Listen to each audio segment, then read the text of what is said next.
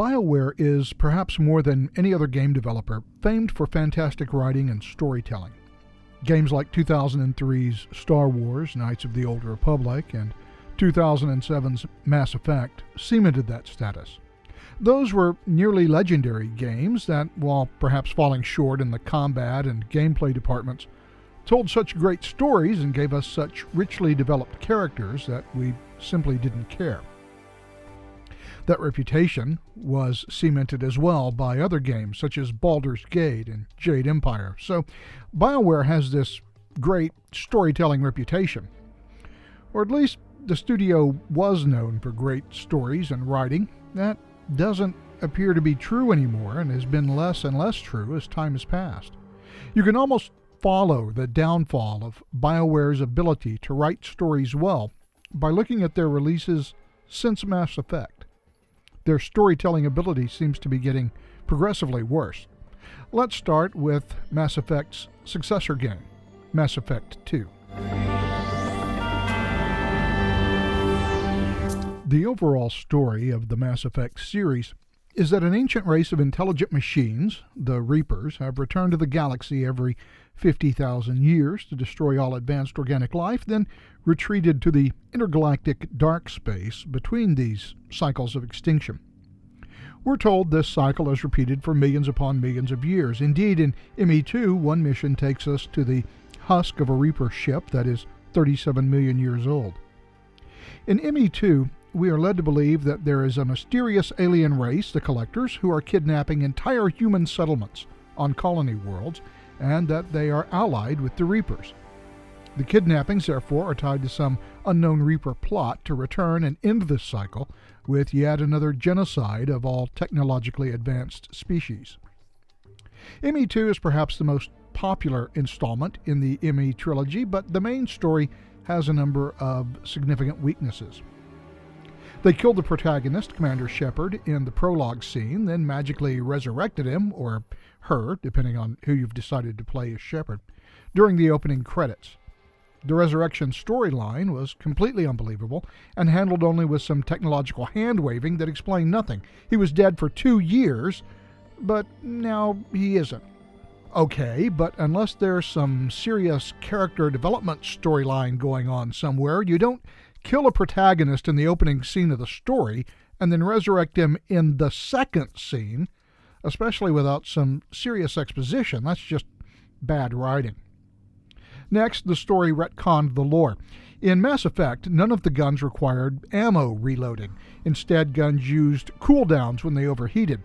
For ME2, BioWare introduced the idea of thermal clips that you ejected and replaced when the gun overheated. In other words, an ammunition reloading analog. In Shepard's resurrection scene, he's directed to pick up a pistol, after which she says, "This pistol doesn't have a thermal clip." How does Shepard, who has been dead for 2 years, know about thermal clips? She died years earlier in a world where guns had cooldowns. Amusingly, there is a possible scene available in ME3 with the Conrad Werner character. He openly scoffs at the idea of thermal clips, so apparently even BioWare thought this was a bad idea. Speaking of retcons, the end of the story introduces a human-shaped Reaper as the final boss. All of the other Reapers look like giant squids, but this one is different for some reason. Why? Who knows? It was never explained. But the last scene of the game shows a massive Reaper fleet headed for the galaxy, all of which look like the canonical squid-shaped Reapers we've seen previously in the series. The final boss of ME2 was the only non-squid Reaper. All right, whatever. Also, the method of creating this human-shaped Reaper is to melt people into goo and then inject the goo into the embryonic Reaper to make it grow. We're told that this is somehow preserving the essence of humanity in Reaper form. How being melted into goo preserves this essence isn't explained. Another problem with the story is that we knew nothing about the Collectors, other than that they resided beyond the Omega Relay, through which no non-collector ship had ever returned. During the story, Did we collect any intelligence about the collectors, as you would expect a military force to do before engaging an enemy? Nope. We had no idea what was beyond the Omega Relay. They could have had an empire of 1,000 planets and a fleet of millions of ships for all we knew, but the story expects us to believe the solution was that a team of 12 guys on the ship, the SSV Normandy, could solve the problem based on no intelligence about the collectors at all. We didn't even fire a probe beyond the relay to see what would happen. At one point, Shepard tells his employer, the elusive man, that if I'm going to take down the collectors, I'm going to need an army or a really good team. Those two alternatives are not equivalent. In the story, we just jump in through the Omega Relay blind, with no knowledge whatsoever of what we're facing, and just hope for the best. My 10 years of active military service are long behind me at this point, but I seem to remember everybody making kind of a big deal out of reconnaissance and intelligence. Not Commander Shepard, apparently. Mass Effect 2, despite the silliness, retcons, and inconsistencies of the main story, was saved by a much improved combat system compared to Mass Effect, as well as some brilliant characterizations and some great side missions. All of the various characters on the team seemed like real people, and moreover were people that you wanted to know, to converse with, and ultimately to romance. There were some downsides to the gameplay, like the boring scanning missions to collect resources, but overall the game was fun, the characters lovable, the mission design and level design were generally outstanding. It's certainly the most fun of the Mass Effect series to play, but the overall story of Mass Effect 2 had problems, saved by characterization, basically. There was enough good writing and characterization elsewhere to make the game engaging and fun. Oh, by the way, in Mass Effect 2, we are introduced to this idea that there is some troubling problem arising from dark energy in the galaxy. One of our missions to recruit a squad member takes place on the planet Haestrom, whose sun has dramatically increased its output and is frying the planet. Why? Dark energy. We have some conversations about this dark energy problem in another mission. And in other parts of the game, overhear some conversations about corporations and governments looking into dark energy for mysterious reasons. Foreshadowing? Well, we'll see. There's only one thing you need to talk about with Mass Effect 3. I mean, we could talk about a lot, but one thing overshadows everything else that might be wrong. Mass Effect 3's ending was bad. So bad that people still reference it, now 7 years later. So it's not just bad then, it's famously bad. Mass Effect 3 had fundamental writing problems with an ending that completely subverted the entire narrative of the Mass Effect series. What is the point of the long series of extinction cycles the Reapers have imposed on the galaxy for millions of years? The ending of ME3 explained that Reapers created the cycle because synthetics will always destroy their creators. According to the Reapers, organic races will inevitably create synthetic, artificially intelligent beings. It will then follow, as the night follows the day, that the synthetic beings will kill their creators. It is, according to the Reapers, an immutable and eternal proposition. This is seriously problematic, and we know it's problematic because the story tells us so. We were introduced to a synthetic species in Mass Effect called the Geth, an advanced AI species created by an alien race known as the Quarians. The Quarians attempted to kill the Geth when it became obvious the Geth had developed true intelligence.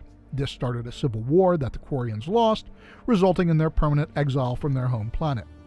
The Geth then retreated into a region of the galaxy known as the Vale, and more than 300 years pass without anyone hearing from them until they show up in Mass Effect as an opponent. Slowly, through all 3 games, you trace the history of the Geth.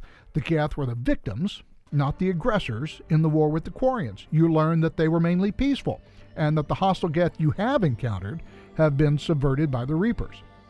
Ultimately, In Mass Effect 3, you have the chance to end the hostilities between the Geth and Quarians and reunite them on Rannoch, the Quarian homeworld, after which the Geth helped the Quarians resettle their home planet.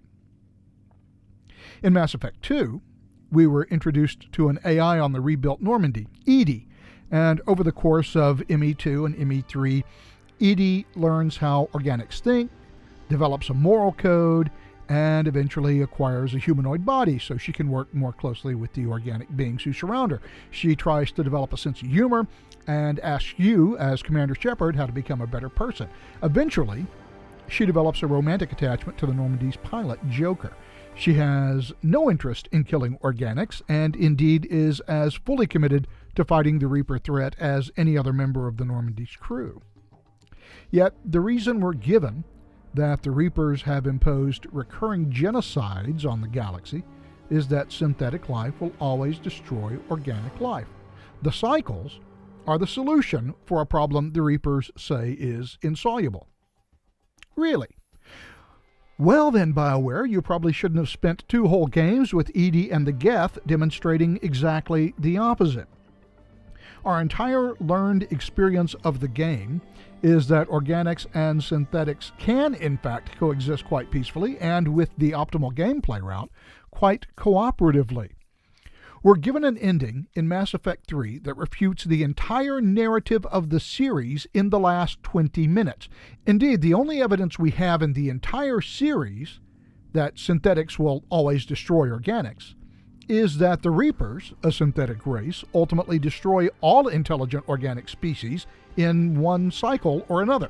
The irony of the Reaper's self-fulfilling prophecy aside, we're given no reason at all to believe that this organics versus synthetics problem is true. We're expected just to take it on faith, despite the series' narrative teaching us the opposite lesson over 3 games. The final antagonist of Mass Effect 3 is the Catalyst, the collective intelligence of the Reaper race, and we are told by the Catalyst that it resides on and is an integral part of the Citadel, a massive space station that is the central nexus for the system of mass relays that make galactic civilization possible. For this reason, the Citadel has for thousands of cycles become the natural seat of galactic government to the advanced races who discover it each cycle. The Catalyst is an entirely new and previously unknown character to whom we are introduced in the final scene of the game. The final scene is generally not where major antagonists are introduced. Again, another example of bad writing. It is the Catalyst who fully explains the organics versus synthetics reasoning behind the cycles and the recurring genocide that constitutes the Reaper's solution. Prior to this, much of Mass Effect 3's story revolved around building a device called the Crucible. Organic races have been working on the Crucible for, we are told, many cycles, passing its design plans from one cycle to the next, presumably via hidden data caches that the Reapers couldn't find. In this cycle, we found the Crucible plans that were hidden in that fashion on Mars by the main galactic race of the previous cycle, the Protheans. When the Crucible is finished, our attempt to use it against the Reapers leads us to our final scene with the Catalyst. The Catalyst tells us then that creating and using the Crucible has now created an entirely new situation. Our solution will no longer work, the Catalyst says. Why the Crucible has made the Reaper solution ineffective is unclear. In fact, the entire nature and purpose of the Crucible is completely nebulous. We literally have no idea what it does or how to activate it. Seriously, we spent the resources of every race in the galaxy to create a weapon we knew literally nothing about, not even how to pull its trigger, or if it has a trigger. All we know is that we have to dock it with the Citadel. And when we finally dock it with the Citadel, nothing happens, besides the Catalyst revealing itself. But for whatever reason, the Crucible has now changed the game, and the Catalyst tells us his old solution is worthless. Oh? Then fine. Fly the Reapers into the sun, let us come up with our own solution. If you know your solution no longer works, then why are you not immediately stopping it? Any more input from the Catalyst should be completely unnecessary. The Reapers' job is now over, their solution no longer works. All we need from them is to get lost, preferably permanently. That doesn't happen. Instead, the Catalyst tells us that thanks to the mystery of the Crucible, it can now graciously give us 3 variably unpalatable choices to end the game, or, if you have the extended cut version, not end the cycles at all, meaning that the old solution will continue uninterrupted, despite the Catalyst telling us that it won't work anymore. Yeah, the Catalyst may be an artificial intelligence, but it certainly isn't a real intelligence. In any event, our choices are 1. Destroy the Reapers. This will also destroy Edie and all of the Geth because reasons. 2. Control the Reapers, which requires us to grab some electrical terminals that will kill and consume us, but combine us with the Catalyst and make us the God Emperor of Dune and the omnipotent dictator of the galaxy, which shouldn't worry anyone at all. 3. And finally, synthesize with the Reapers, which requires us to jump into an energy beam that will kill and consume us, but will also cause all organic and synthetic life to magically be combined into an organosynthetic life form through a mechanism that is unexplained and frankly defies explanation, considering our knowledge of, science. But this choice will bring about a universal utopia where robots and trees have a perfect understanding of each other and all forms of life become effectively cannibals because even broccoli are part of our species now. No matter which of these options we choose, the exact scene plays out as the game ends, with the major difference being the colors of all the pretty explosions. Choose the color of your destructor. We are given no epilogue, no knowledge of what becomes of our companions, or any other story closure. We just get red, blue, or green explosions all across the galaxy. Did galactic civilization survive? I don't know. Did Commander Shepard die? Maybe. Maybe not. The game is just over, and you can take any remaining questions and stuff them. The extended cut DLC partially fixes some of these problems, but only at the cost of making other story problems worse. And frankly, at this point, I just don't have the strength to go any further. Suffice it to say that this is just a tiny part of the critique one could make about Mass Effect 3's ending. You could probably write a book analyzing how bad the ending is, or make a lengthy video critique. But in the interest of time, I'll move on. Oh, by the way, remember all the foreshadowing about dark energy and Mass Effect 2? Yeah, we're never going to hear about that again, ever. This is a bad bit of writing that violates the principle of Chekhov's gun. Dragon Age Inquisition was the 3rd installment of the Dragon Age series. The original Dragon Age Origins was released in 2009, has the same golden haze of reputation that KOTOR and Mass Effect share. 2011's Dragon Age 2 was less well received by players. The problem with Dragon Age Inquisition wasn't that the story was bad, but that there just wasn't much of it. The storyline constitutes a surprisingly small portion of the game. The vast majority of the game is endless fetch questing. There was, however, still a major story issue. In Dragon Age 2, the mystical mineral red lyrium was insanely powerful, and exposure to just a small piece of it drove one crazy. It was fortunately extremely rare. In DAI, the stuff is just everywhere. You walk through tunnels of it, huge boulders of it sprout out of the ground, the bad guys are actively mining it. You spend a decent part of the game encountering it, destroying it, being surrounded by it, and it does nothing. Small bits of it appear in DA2, and those small pieces drive much of the plot, but in DAI, it's everywhere. Everyone's terrified of it, and it does, well, nothing much except power some second-tier bosses. Indeed, if you follow one of the 2 possible story mission paths of DAI, NPC characters have it literally growing out of their bodies like tumors.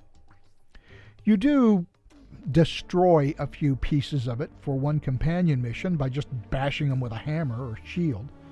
That seems less like destroying it than it does turning one big piece of red lyrium into a bunch of little pieces, each of which has the power to cause violent insanity in anyone who comes into contact with it.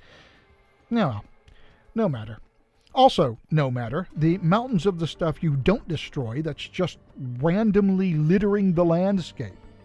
It's an extremely strange retcon for a material you're supposed to hate and fear. The fundamental issue with Dragon Age Inquisition is the lack of a major story. The traditional Bioware formula of working through a long story via conversations interspersed by action sequences was changed to hours upon hours of MMO-like grinding in the various open-world maps and occasionally interrupting the grind with some brief conversations. There are, by the way, a lot of these open-world maps, and each one is filled with endless fetch questing. Collect 19 shards, close 5 rifts, set up 6 camps, find 3 Venatori tomes. It never ends. The open-world gameplay then turns grindy and is largely and unnecessarily boring. The actual story missions take up maybe 25 hours of gameplay. So you might think, I'll just skip all the grindy bits and play the story. Nah, not so fast. You see, you can't do a story mission unless you have enough Inquisition points to start it. You don't have enough influence, you see. You want to go to Orlais and stop a plot on the Empress's life? That'll be 30 Inquisition points, please. How do I get 30 Inquisition points? Oh, complete grindy fetch quest missions. And of course, you have to be properly leveled up for each map to do the grindy fetch quests and have good armor and weapons. How do you level up the characters, weapons, and armor? By completing fetch quest missions.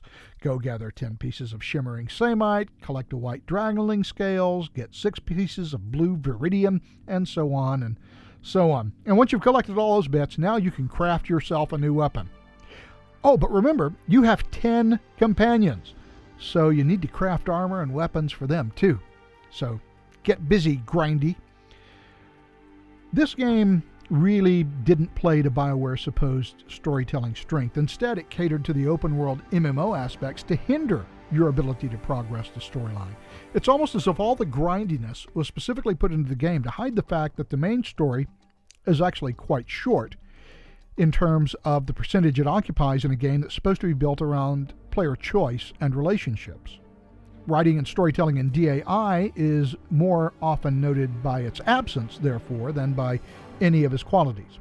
Like I said, out of maybe 100 hours worth of gameplay, when you include all the MMO grind fest missions, you end up with 75 hours of grinding and 25 hours of story. There is a story there, but it isn't much of one. Mass Effect Andromeda was just a disaster.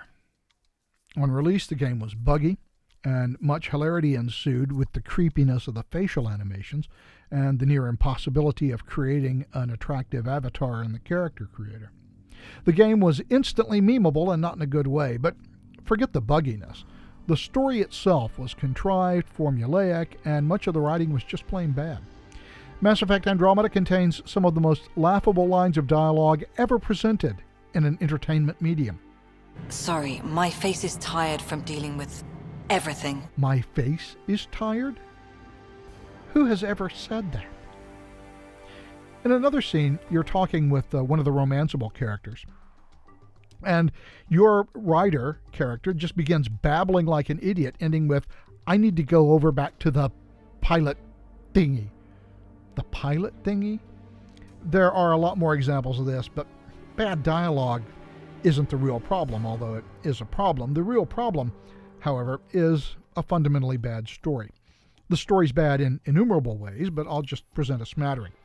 The premise of Mass Effect Andromeda is that 1 year before the events of Mass Effect 3, a group of lusty, gusty adventurers create the Andromeda Initiative to set off for the Andromeda Galaxy 2 million light-years away. Never mind that this retcons the lore of Mass Effect, which is that journeys of more than 10 or so light-years are impossible without mass relays. This limitation means that 99% of the Milky Way galaxy is unexplored because there are no available mass relays to reach most of the galaxy. Apparently, even the Reapers can't reach those unexplored areas and need to use mass relays as well. But in Mass Effect Andromeda, We can just nap off to a destination 2 million light years away, no probs, and we can also now travel those 2 million light years in just 640 years, requiring a faster than light speed of 3,125 times the speed of light. Jim Kirk could only do 512 times the speed of light on a good day, so we've pretty much destroyed the lore that forms the whole basis for the Mass Effect universe. If we have the ability to go to Andromeda, that means we also have the ability to explore the 99% of our own galaxy that remains unexplored, and do it in far less time than going to Andromeda. If we already have a galaxy that is 99% unexplored, what then is the reason for the Andromeda initiative? From this faulty premise, the story begins. At the start of the game, you're a junior member of the Pathfinder team that is led by your father, Alex Ryder, who is the actual Pathfinder. On your first mission, you go to a planet that has too little oxygen, so you'll suffocate without an air supply. Unfortunately, you have an accident that cracks your face mask. Your father, an experienced soldier, takes off his helmet and gives it to you, as well as the computer codes that make you the Pathfinder. He does this even though he has an experienced soldier as his second in command, who should be the next Pathfinder. It apparently never occurs to your father to use the buddy system on the helmet until the shuttle arrives, nor is it possible to fix your face mask even though you did that earlier in the mission. Nope, he just gives you the helmet, makes you the Pathfinder, and dies. Later, when we get back to the ship, everyone is like, "Ooh, you're the Pathfinder now." Your father's second, Cora, seemingly accepts it as well, even though she's supposed to be the designated successor and has all the training needed to do the job. Oh well. Also, for some reason, even though your father gave you the codes to become Pathfinder, you can't give them to Cora. So I guess if you die, everyone's screwed now. They're screwed, by the way, because of the next story problem that comes to mind, which is that you are supposed to be some savior figure. Before your arrival in Andromeda, the advance team, consisting of several thousand people, has already arrived and begun construction of a massive space station called the Nexus.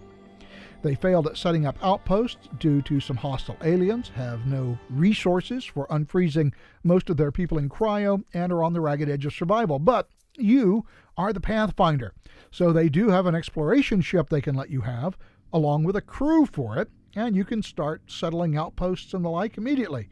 I mean, after all, they certainly aren't using it. They're waiting for you, Space Jesus, to redeem them all. You're the magical Pathfinder. No one can do anything until you arrive and fix it all. So you set off to fix everything, except that you don't do any of the fixing. Remember those computer codes your dad gave you before he committed his completely unnecessary suicide? Well, those are codes that give you control over Sam, the artificial intelligence that your father created. Sam wants to kill his organic creators. Oh, wait, no, he doesn't. Sam wants to help you colonize the Andromeda galaxy. At every step along the way, therefore, you do exactly what Sam, who is neurally linked to your mind, tells you to do. Sam says you need to fix some ancient alien structures, you do it. He tells you how to fix them, you follow his instructions. Every time you run into a problem that can't simply be shot, Sam solves it for you. Sam isn't the ghost in the machine. He is the whole machine, and you are just his meat puppet. Seriously, Sam can even stop your fucking heart and kill you. And he will. Not, however, because he hates organics. Ultimately, Sam is the hero of this story. You're just his obedient avatar. By the way, thank you, BioWare, for yet another AI narrative proving that the Catalyst's explanation in Mass Effect 3 is stupid. Also, it turns out that before your ship arrived, there was a rebellion on the Nexus, after which the rebels left the station. The Krogan rebels created their own colony on one planet, and a bunch of human rebels created a different colony on another. So why didn't the people left on the Nexus start creating colonies? Well, that's a good question. I mean, they had an exploration ship and a crew, senior personnel available, and everything else they needed, but they just sat on their asses while their faces got tired waiting for you. But it turns out they didn't need you. They just needed someone to run Sam's errands. Any reasonably fit, moderately dull character would have served. You just happened to be that character. Oh, there's so much more to talk about, like more MMO-style grinding and SJW virtue signaling that was so over the top that BioWare had to apologize to the trans community. But suffice it to say that Andromeda was such a disaster and so poorly received that all planned DLC releases were scrapped and no support other than bug fixes and multiplayer improvements are available for the game. Everything else no longer supported. Mass Effect Andromeda got a Metacritic score of 72, the worst Metacritic score for any BioWare game up to that time.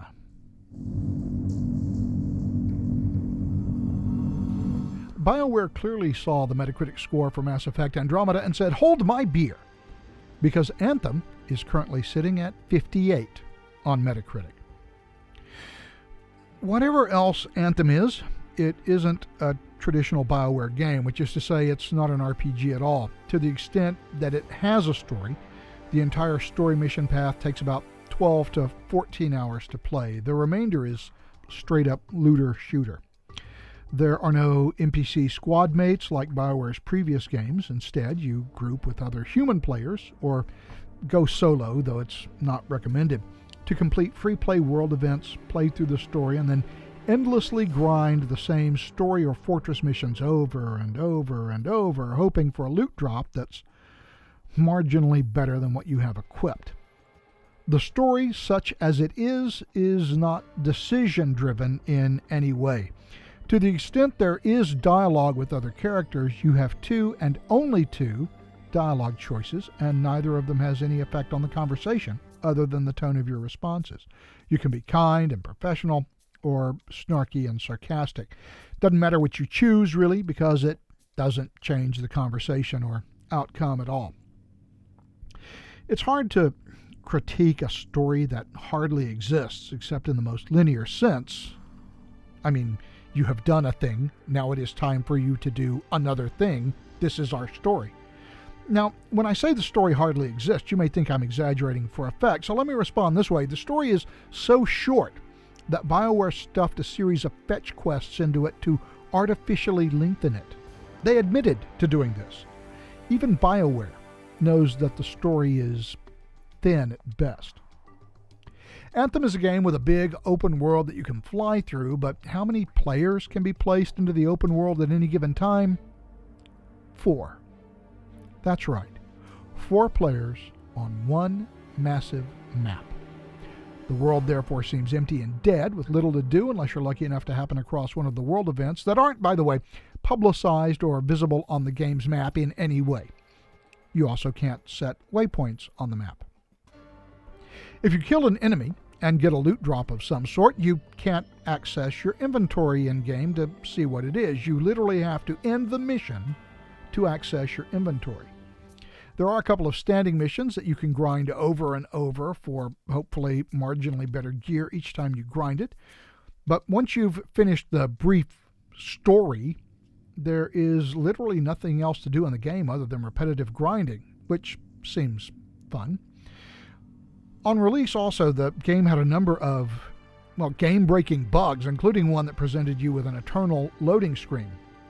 Oh, and speaking of loading screens, there are many of them, and they are long. Leaving your base, a place called Fort Tarsus, requires both a startup animation and a lengthy loading screen. Entering a fortress in the open world requires a loading screen. Going to a different area of the fortress requires a loading screen. Leaving the fortress requires a loading screen. If you don't get to a checkpoint close behind your teammates, by the way, you meet a barrier that won't allow you to pass and participate in the rest of the mission. Leaving the mission requires a loading screen. Until recently, accessing your inventory, which you can only do in Fort Tarsus, of course.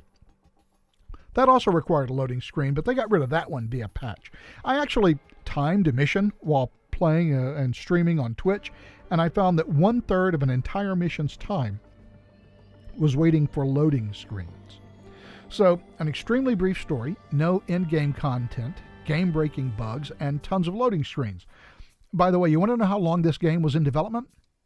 7 years. BioWare started on it right after they released Mass Effect 3 in 2012, but they didn't have a single playable mission, apparently, until sometime in 2017.